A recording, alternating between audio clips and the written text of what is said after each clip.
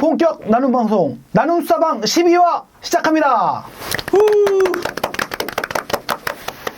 안녕하십니까. 안녕하십니까. 잘 지내셨습니까? 네. 지난번 방송 마지막에 다음 방송 때 뵙겠습니다 이렇게 인사를 드렸는데 2024년 마지막 결산 방송이 되겠습니다. 그래서 벌써 연말을 맞이하게 됐는데 감개무량하네요. 그러니까요. 한 해가 진짜 빨리 지나갑니다. 네. 저희가 원래 수요일 날 촬영을 하는데요. 너무나 바쁘고 참 정신이 없는 연말이어가지고 오늘 목요일 오전에 아침에 부랴부랴 네. 찍고 있습니다. 그래서 저희가 조금 살짝 부어있는 상태라 한 해가 이제 마무리되면서 뭐 기분이 어떠십니까? 좀 마음이 싱숭생숭할 것 같은데. 아, 또 한 해 지나는구나. 네. 덤덤합니다, 사실. 아, 그러시군요. 네. 맞아요. 덤덤. 저도 12월 되면 뭔가 되게 아쉽고 하지 못했던 것들만 계속 생각나고 다음 해를 맞이한다는 게 떨리고 아, 또 어떻게 살아야 되지라는 고민이 있었으면 이제는 그냥 국장님 말씀하신 대로 가는구나. 또 12월 지나면 1월이고 네. 그렇구나라는 그런 마음으로 네. 연말을 보내고 있습니다. 어제와 같은 오늘 하루 또 아니겠습니까? 네. 그러니까 12월 31일이나 1월 1일이나 어제와 오늘일 뿐인데 네. 뭔가 이렇게 숫자를 붙이고 때를 의미를 부여한다는 게 네. 되게 사람들의 마음을 이렇게 좌지우지하는 것 같습니다. 네. 20대의 마지막 그러네요. 신거 아니에요? 진짜? 이제 네. 30 되는 거예요? 그죠? 근데 만 나이로는 뭐 아직 아니고. 아직이긴 아, 하지만 네, 그렇지만도 네, 저희가 그러면 보통 막 여러 가지 생각 막 하고 의미 네. 부여하고 막 싸이월드 감성으로 나의 20대는 끝났다 뭐 이런 거 하지 않습니까? 아니 근데 저는 뭐 그렇게 나이를 한 살 한 살 먹는 거에 대해서 예전부터 별로 되게 큰 생각이 없었고 왜냐면 저는 항상 매년이 더 좋기 때문에 또 내년이 기대가 되고 네, 그러네요. 저는 20살에, 29에서 30 갈 때는 막 의미 부여했던 것 같아요. 어떤 식의 혹시 기념 뭐 세레모니 같은 게 있으셨나요? 그러니까 그때 이제 결혼 날짜 다 잡혀 있고 이런 네. 상태에서 이제 30살 되던 해 2월 2일 날 결혼하기로 돼 있었거든요. 그러니까 이제 싱글로서의 마지막 뭐 이런 거 있잖아요. 억지로 그때 싸이월드 했으니까 막 올리고 음악 어딜 도토리 충전해서 음악도 막 올리고 오늘도 떠나셨나요? 눈물을 흘린다. 어디? 아니 그때 교회에서 강도사였거든요. 네. 부교역자 연말에 어딜 떠나요? 정말 바쁘지. 맞아요. 너무 바쁘죠. 네. 지금 저희도 바빠가지고 이렇게 방송을 아침에 꾸역꾸역 찍고 있는 거잖아요. 네. 근데 저희는 뭐 연말이어서 바쁜 것보다 늘 바쁘잖아요. 네, 그렇습니다. 예. 12월에 12화라니. 오, 딱 맞네. 우리 그럼 한 달에 하나씩 한 거예요? 올 한 해를 돌아보면서 한 가지 생각나는 거. 네. 원픽, 나의 원픽. 근데 저는 2개 준비해 왔어요. 늘 2개를 준비하시네요. 네네. 왜냐면 또 성서원 유년 네. 사역자 네네. 입장에서 하나가 있고 네. 또 제 개인적으로 네. 제 가정에서 또 하나가 있고 해서 네. 둘을 저울질 해봤는데 포기할 수 없겠더라고요. 아, 좋습니다. 예, 그래서 2개. 네, 허용해드리겠습니다. 네, 감사합니다. 개인적으로 원픽은 딸을 제가 처음으로 이제 멀리 보냈어요. 그러니까 걔가 이제 교환학생이 돼서 스페인에 갔는데, 뭐 준비해서 가고, 또 가서도 뭐 화상 통화하고 하면서 별로 실감이 안 나는 이제 그런 상태였거든요. 어느 날 저녁 제가 일주일에 2-3번 이제 운동 삼아 걷는데 갑자기 가슴이 찡해지면서 얘가 멀리 있구나. 너무 보고 싶다.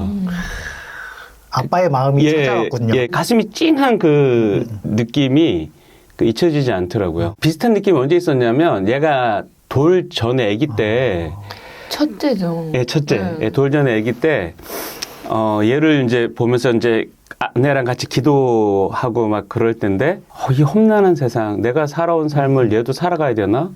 그러니까 주마등처럼 뭐가 막 지나가는데 막 학교 다니면서 저희 때는 선생님 폭력이 심했잖아요. 이 가정을 내 아이가 다 통과해야 되나 할 때 막 가슴이 뻥 뚫리면서 찡한 느낌이 있었는데 얘 보내고 그 느낌이 다시 한번 찾아오더라고요. 예. 그래서 이제 아내한테 문자를 보냈어요. 나 가슴이 지금 찡하면서 시월이가 너무 보고 싶다. 그랬더니 아내가 그런 거는 나한테 하지 말고 딸한테 직접 해. 그래가지고 아내한테 그 문자로 보냈으니까 그거 캡처해서 딸한테 보냈어요. 그랬더니 딸이 크크크크크크크 한 20번 적어서 보냈더라고요. 네. 예, 소통이 이게- 아주 편합니다. 네. 그게 이제 개인적인 거고. 네네네.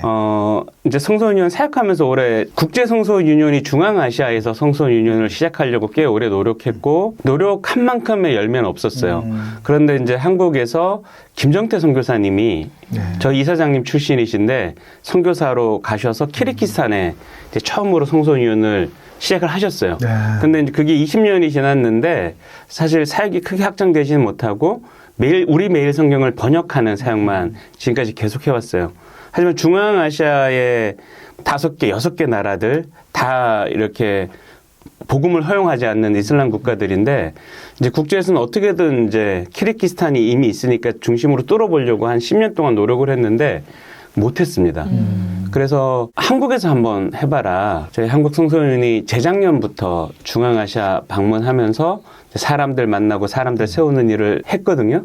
그래서 올해는 제가 아시아 대표님하고 같이 우즈베키스탄을 갔었어요. 정말 감동받은 게 뭐냐면 어떻게 보면 이게 좀 제국주의적인 말이어서 안 쓰고 싶지만 다른 단어가 지금 안 떠올라서 쓰는데 피선교지. 예, 피선교지에 계신 분들은 이제 선교사님들이 들어가서 계속 섬겨줘요. 특히 이제 중앙아시아 같이 위험 국가들은 이제 몰래 막 사역을 해야 되니까 더 많이 물질적인 걸로 베풀어 주면서 선교사님들이 사역을 하거든요. 그래서 거기 계신 분들이 굉장히 받는 것에 익숙해졌어요. 크리스찬들이. 그런데 우즈베키스탄에 갔는데 자기 집으로 초대를 하더라고요. 처음 있는 일이었어요. 그 집에 갔더니 그 모임에 있던 목사님들의 아내분들이 모여서 저녁을 준비해 놓으신 거예요. 그래서 거기서 또 저녁 식사하면서 교제하고, 그리고 이제 그 다음날 다시 이제 더 많은 목사님들이 모여서 미팅하기로 했거든요. 이제 아니나 다를까 큰 식당으로 저희를 부르더라고요. 그래서 또 많이 시켜주시더라고요. 계산하러 가는데 거기 목사님이, 이거 뭐 하는 거냐고. 당신이 우리 손님인데, 주님께서 우리에게 그렇게 가르치지 않으셨다고. 주님은 환대를 우리에게 가르치셨다고 하면서 그 이후로 정말 택시비까지 다 우즈베키스탄 목사님들이 쓰시는 거예요. 우리가 좀 항성할 정도로. 그게 저한테는 좀 올해 가장 가장 기억 남고 충격적인 사건이었어요. 정말 예수님이 우리에게 가르쳐 주신 것은 환대다. 정말 충격이었습니다. 예상치 못한 환대를 받을 때 되게 네. 감사하잖아요. 네네. 배로. 예상한 환대도 감사하지만 예상치 못한 환대를 받을 때 되게 감사한 마음이 큰데, 게다가 이건 뭐 그냥 사람 대 사람의 관계뿐만이 아니라 어떻게 보면 저희가 선교하는 그런 차원에서의 나라와 나라는 좀 거창하긴 한데 네. 네, 그런 큰 움직임과 테두리 안에서 받은 환대이다 보니까 네. 그래서 국장님 자주 이제 그 출국을 하시잖아요. 근데 올해는 한 6번 정도 네. 나간 것 같아요. 그렇죠? 국장님이 계속 네. 자리에 안 계세요. 해외에 계시고. 우리 기획국이 네. 자 인원은 네. 우리가 6명 뿐이잖아요. 네네네. 인원은 6명 뿐인데 팀이 4개야. 그렇죠? 미디어팀, 전산팀, 국제팀, 모금팀. 그중에서 국제팀하고 미디어팀은 팀원 없이 제가 팀장이에요. 또 모금팀, 국제팀과 모금팀. 모금팀, 예, 국제팀과 모금팀을. 예, 예. 그렇습니다. 그러다 원래 보니- 저희가 홍보도 있었잖아요. 예, 그래서 너무 벅차서 홍보 네, 보냈죠. 그렇죠. 네. 업무 자체가 또 성소유니온 국제 단체로서의 정체성을 명확하게 드러내는 네. 그런 업무를 혼자 솔직히 이렇게 담당하고 계시니까. 근데 혼자 하는 거는 아니고 팀원이 없다 뿐이지 네네. 뭐 2분 또 지훈 간사님 네. 또 전산팀 네. 다 뭐 자기 역할을 정말 제대로 하고 계시기 때문에 딱 맡기고 갈 수 있는 거죠. 만약에 그게 안 되면 어떻게 나갈 수 있겠어요, 불안해서. 네. 그래도 초반에는 자리를 비우시면 국장님 어디 가셨지? 스케줄 보고 뭐 휴가시구나, 뭐 출국이시구나 이렇게 했는데요. 좀 후반기로 가면 갈수록 안 계시면 안 계시나 보다. 우즈베키스탄 가셨나 보다. 이렇게 저희도 자연스럽게 예. 인식을 좀 하고 그리고 있습니다. 또 라인으로 업무가 다 되니까 네, 요즘은. 네, 맞습니다. 네. 네. 네, 서영 하사님 자연스럽게? 저도 이제 좀 개인적인 일이 또 묵상으로도 연결되는 게, 제가 5월 달에 편도 수술을 했잖아요. 근데 이제 오랫동안 편도 때문에 불편했었고, 이걸 수술을 해야겠다 결심을 해서 이제 수술을 받았는데 아 정말 고통스러웠어요. 그 회복하는데 또 이게 어쨌든 환부가 이 몸 안에 있고 또 이게 목이 안 움직일 수 없는 근육들이고 또 기본적인 이 섭취조차도 힘들어지니까 막 너무 힘들었는데 그 와중에 어떤 생각이 들었냐면 하나님이 진짜 사람의 몸을 너무 정교하게 빚으셨다. 뭐 단순히 목감기로 목이 불편하다가 아니라 진짜 여기가 있어야 될 부분이 없어지고 또 어디 이렇게 도려냈다라는 게 생각보다 크게 불편했고 아 되게 하나님이 이 단순히 팔다리 머리가 아니라 이 안에 있는 모든 것들을 정말 다 그 자리에 있고 필요하게 지으셨구나. 그러면서 좀 감사로 이어지는 게 사실 나는 그렇게 누구처럼 뭐 아프지 않아서 감사하다 이런 류의 흐름의 감사가 아니라 그냥 내가 오늘 하루 두 다리 이 땅에 딛고 서 있는 그것 그냥 숨을 쉴 수 있다는 거 그냥 시원한 물 한 모금 마실 수 있다는 게 얼마나 감사하고 기쁜 일인지 또 생각이 들더라고요. 그래서 지금은 많이 회복을 했고 잘 아물어서 일상에 아무 무리가 없지만 당연한 것들을 감사하면서 살아야겠다를 크게 느꼈어요. 진짜 수술하면서. 얘기하시니까 딱 그때 우리가 했던 대화들이 막 생각이 나는 거예요. 그러니까 수술 전에는 많이 하는 수술이야. 사람들이 되게 많이 해. 안전해. 뭐 괜찮대. 뭐 아프지 않대. 뭐 회복이 금방 된대. 뭐 이런 얘기 좀 주고 받으면서 막 딱 얘기를 했는데 막상 수술한 이후에 딱 만나는데 엄청 힘들어 하는 거예요. 서영 선생님이 옆에서. 뭐 또 생각보다는 힘들다는 얘기를 잘 안 하는 편이어가지고 엄청 다 감당하거든요, 뭐든지. 그러니까 얼굴 표정은 엄청 힘들어 보이는데 본인은 또 이렇게 버티고 있고 본인 말로도 생각보다 이게 어렵다, 힘들다 이런 얘기들을 했거든요. 그래서 제가 딱 드는 생각이 세상이 너무 좋아져서 많은 것들이 전보단 쉬워졌지만 그렇다고 해서 그 일이 정말 우리들한테 쉬운 일이 되느냐 그건 또 아니더라라는 거죠. 그래서 제가 진짜 서영아 선생님 덕분에 그걸 깨닫고 제 주변에 이제 그 이후에 뭐 병원을 가거나 뭐 이러잖아요. 그러면은 그런 거 요즘 괜찮아. 이런 표현을 웬만하면 정말 조심스럽게 안 썼거든요. 아무리 쉬운 거여도, 당사자에게 이제 벌어진 일이 돼버리면, 그게 내 일이 돼버리면 결코 쉽지 않더라. 이런 것들 좀 저도 깨달았었거든요, 그때.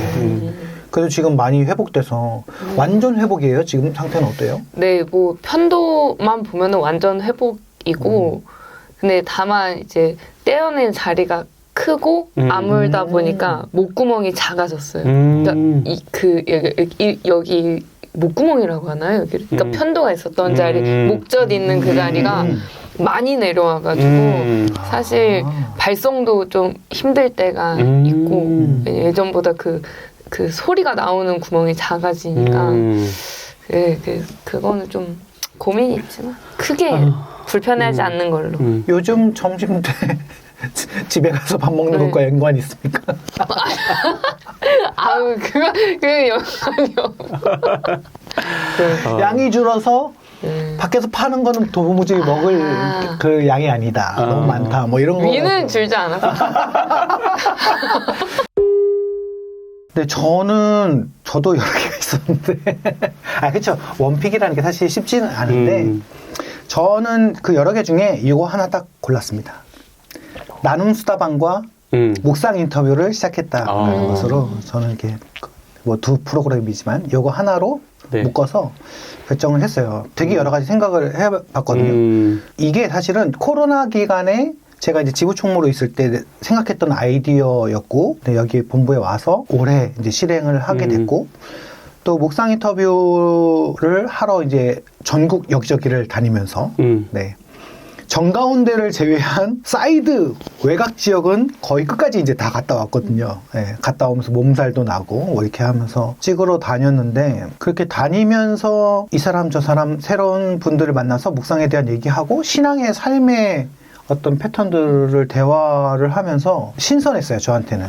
왜냐면 되게 뻔한 것인데 흔한 아픔에 대한 병에 대한 얘기가 쉽다고 사람들 다 얘기하지만 막상 내 것이 됐을 때 무거워지는 것처럼 이거 약간 역으로 반대로 이렇게 평범한 묵상에 대한 얘기, 나 큐티해 이런 거 되게 평범한 얘기인데 한 사람 한 사람의 인생 속에서 삶 속에서 그 묵상이라는 것이 하나의 그만의 신앙 고백이 되고 또 세상을 보는 눈이 되고 이런 것들을 들으면서 표현적으로는 많이 비슷했을지는 몰라도 그 한 사람의 생애 호흡이라든지 이런 것들을 느낄 때 되게 달랐고 특별히 저 개인적으로도 큐티라는 것을 이제 어렸을 때부터 하면서 나눔을 한다라는 것에 대한 개념이 교육을 하면서도 사실 크게 이렇게 개념이 잡히지는 않았었거든요. 근데 이제 올해 성서유니온 우리 대표님의 이 기조가 나눔 모임의 활성화를 목표를 잡으면서 특히 이 나눔 수다방을 시작하는 큰 이제 원동력과 힘이 됐는데 이렇게 저희들끼리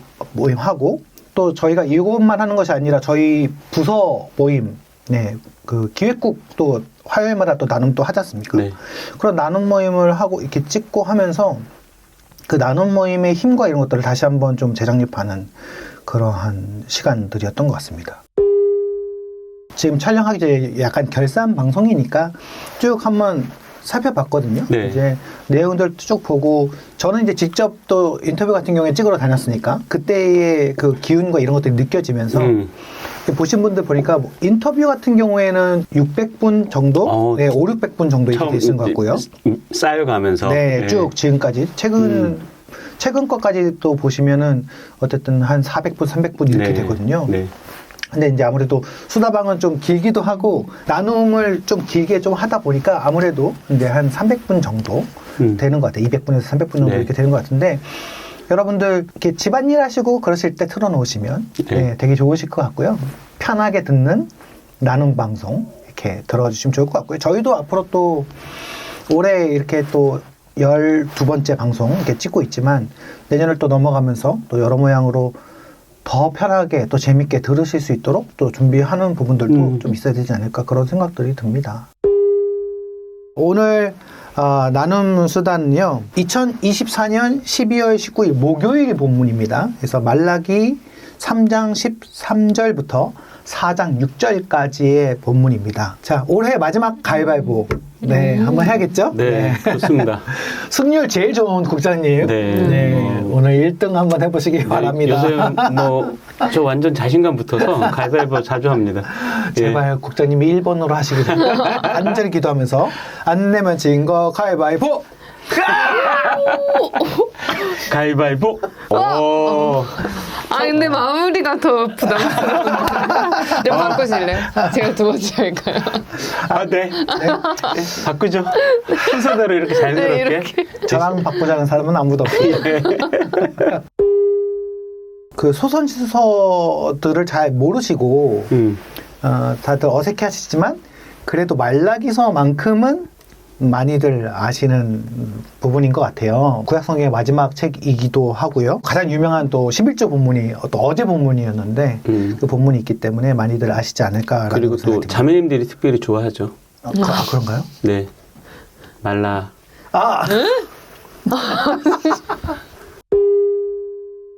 저는 이제 쭉 묵상해 가면서 하나 딱 꽂혔던 그러한 궁금증 있는 단어가 있었는데요. 13절 첫 절에 보시면 하나님께서 분노의 메시지를 던지시면서 그 원인에 대한 얘기를 하시잖아요. 그래서 너희의 완악한 말로 너희가 그 완악한 말로 나를 대적하였다 이렇게 표현하시거든요. 근데 생각을 해보면 이후에 이들이 바로 되질문하는 것이 우리가 무슨 말로 주를 대적하였나이까 이렇게 질문하잖아요. 그러니까 이런 형태를 봤을 때 분명 이 완악한 말로 대적한 그 말이 나는 하나님 싫어, 하나님 저리 가, 뭐 이런 말은 분명 아니었을 거란 말이죠. 되게 직설적인 표현은 아니었을 것이다. 그럼 도대체 하나님이 이들의 어떠한 부분들을 이렇게 완악한 말이라고 표현을 하셨을까? 이게 되게 궁금해지더라고요. 찾아봤는데 히브리어로 다바르라는 그런 단어더라고요. 평범하게는 그냥 말이라는 뜻이에요. 그냥 말이라는 뜻인데 구체적인 뜻들을 살펴보면 어떤 사건, 어떤 일, 행해진 일들 이런 것들을 나타내기도 하고요. 그러니까 어떤 것, something, 어떤 것들을 얘기하기도 하고 원인이나 이유 또는 법적인 용어로 소송 이런 것 이런 뜻을 담고 있거든요. 이 형태는 똑같은데 이게 모음이 약간 차이가 있어서 원어가 있습니다. 원래의 본래 형태의 언어가 있어서 그것까지 제가 그냥 찾아가서 봤더니 정돈하다라는 뜻이 있고요. 되게 확장적이죠. 안내하다, 인도하다, 통치하다, 지배하다 이런 약간 정치적인 어떤 의미의 언어도 뜻도 담고 있고요. 뒤따르고 추종하고 모략하다, 멸망시키다 그리고 지금 원래의 의미인 말하다라는 그런 뜻이 있습니다. 그러니까 이 단어에서 지금 쓰이는 다바르라는 명사 형태의 단어로 이렇게 변화돼서 쓰는 것이죠. 그러니까 이게 완악하다라는 말과 연결돼서 지금 의미가 됐단 말이죠. 근데 딱 보면은 엄밀히 보면은 원래의 의미에서는 완악하다라고 쓰일 만한 그러한 뜻은 사실 그렇게 많지는 않아요. 다시 말하자면 그 형태가 어떤 아까도 말했듯이 직접적으로 하나님께 대적하는 그런 말들은 아니었다라는 것이죠. 평소에 말하는 대로 평소에 있었던 어떤 삶의 형태, 사건, 일들 그리고 어떤 통치적인, 정치적인 그런 의미 다스리고 모략하고 어떤 계획을 짜고 하는 그러한 삶을 살아왔는데 그러한 말들인데 그러한 의미와 뉘앙스들인데 그런데 하나님의 입장에서는 너희들이 나한테 대적하는 말이고 완악한 말이고 나를 미워하는 말이 됐다 이렇게 얘기를 하는 것이죠. 그러니까 좀 의미가 이해가 돼요. 왜냐하면 이들 입장에서는 나는 그런 말을 한 적이 없는데 나는 그런 의미가 아니었는데 왜 하나님 왜 그렇게 얘기하세요? 이 말뜻 자체가 이제 그러니까 평범한 일상에 어떻게 보면 굳이 이렇게 축약해서 표현하자면 일상의 표현인데 그것이 하나님께서는 너희가 나를 대적하는 말이었다라고 얘기를 하는 것입니다. 타 번역을 보니까 완악한 말 똑같이 이제 번역을 했고요. 불손한 말, 거친 말이다 이렇게 얘기를 한 것입니다. 그러니까 우리가 하나님을 대적한다라는 것을 되게 어떻게 보면 드라마틱하게 느끼고 적용하고 표현할 때가 많잖아요.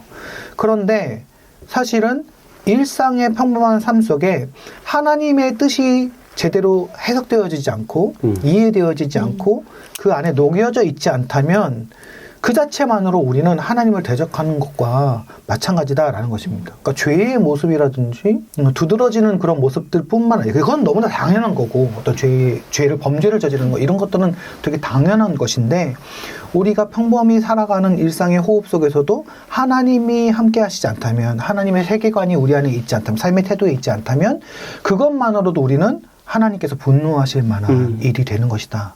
그러니까 얼마만큼 하나님이 우리를 사로잡고 싶어 하시고 얼마만큼 하나님이 우리와 친밀히 교제하고 싶어 하시고 얼마만큼 하나님이 우리에게 관심받고 싶어 하시는지를 명확하게 드러내는 말이 아닌가라는 생각이 들어요. 우리가 말로 고백하고 또 이렇게 나눔하고 하는 부분들은 한국 교회는 정말 많이 훈련되어진 것 같아요. 그렇잖아요. 되게 익숙하고 우리의 존재 자체에서 하나님의 어떠하심이 드러나는 그러한 행동의 삶의 고백은 아직도 우리가 많이 연구하고 훈련해야 되는 부분이 아닌가라는 그런 생각이 들었어요.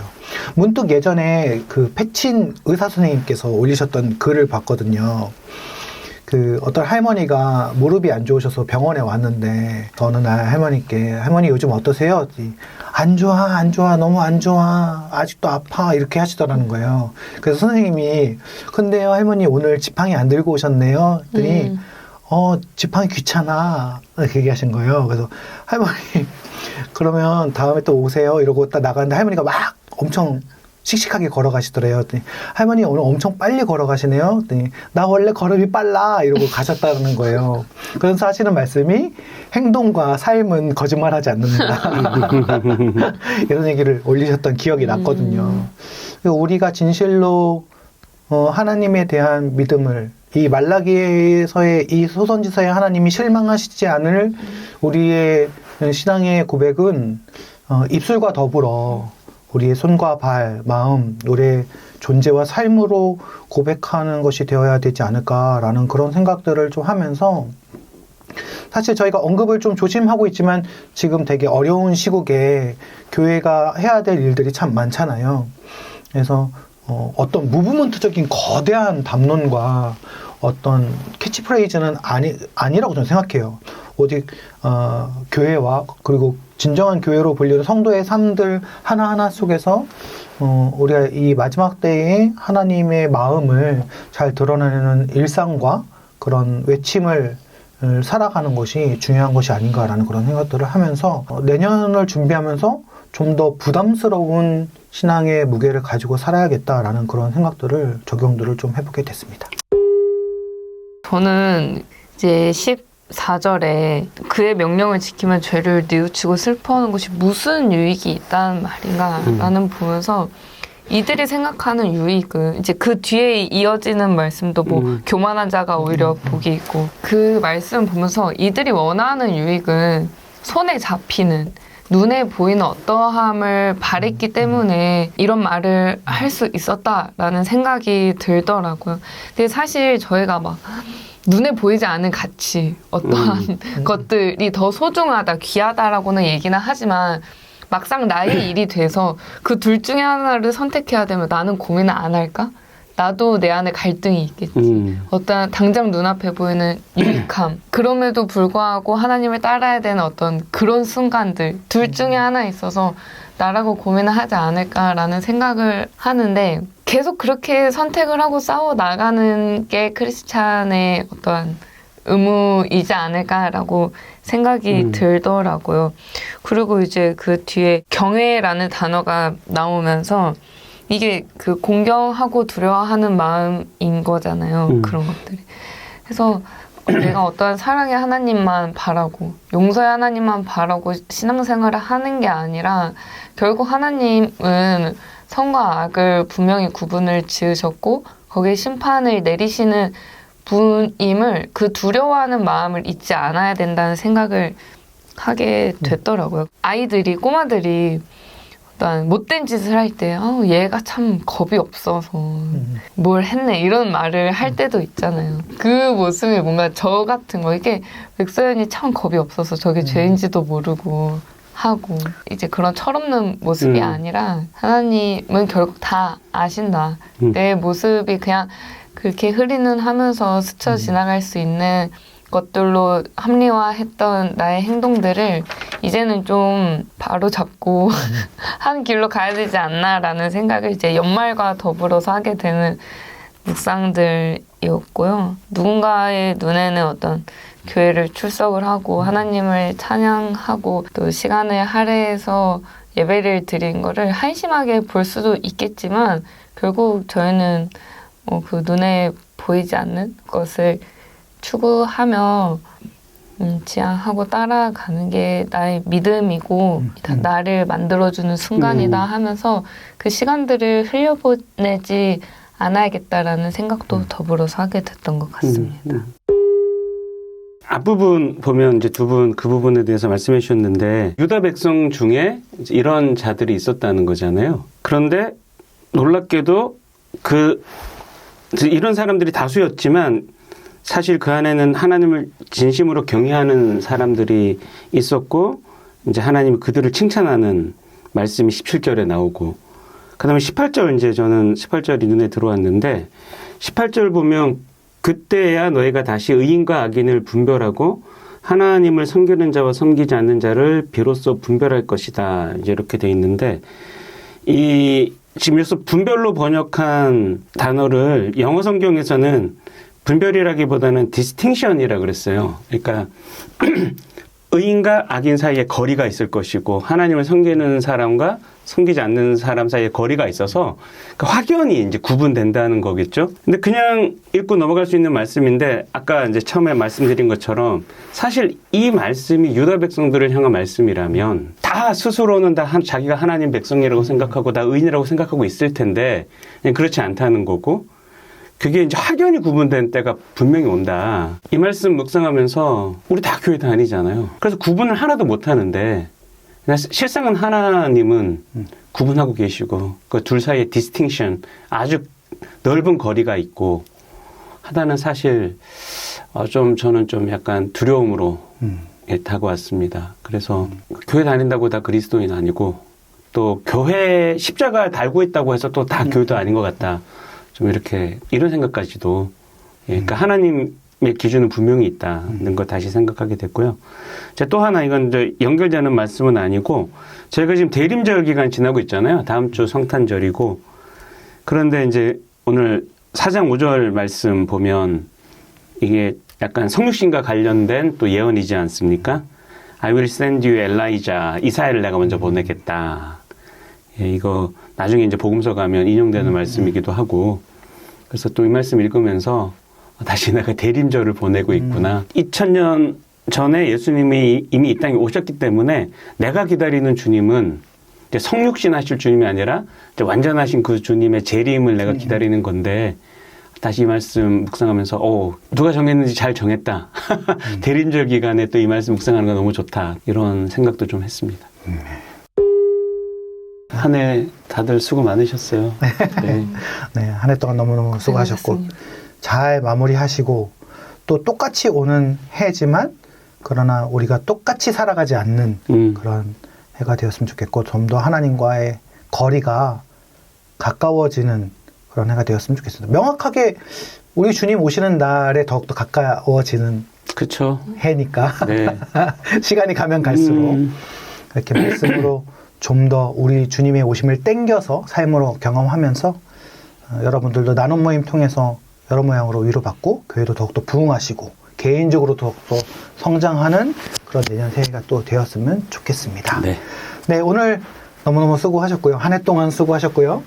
네, 나눔수다방 12화 2024년 마지막 방송 이렇게 마무리하고요. 한 해 잘 마무리하시고 내년에 더욱더 건강한 모습으로 뵙도록 하겠습니다. 내년에 뵙겠습니다. 안녕. 안녕.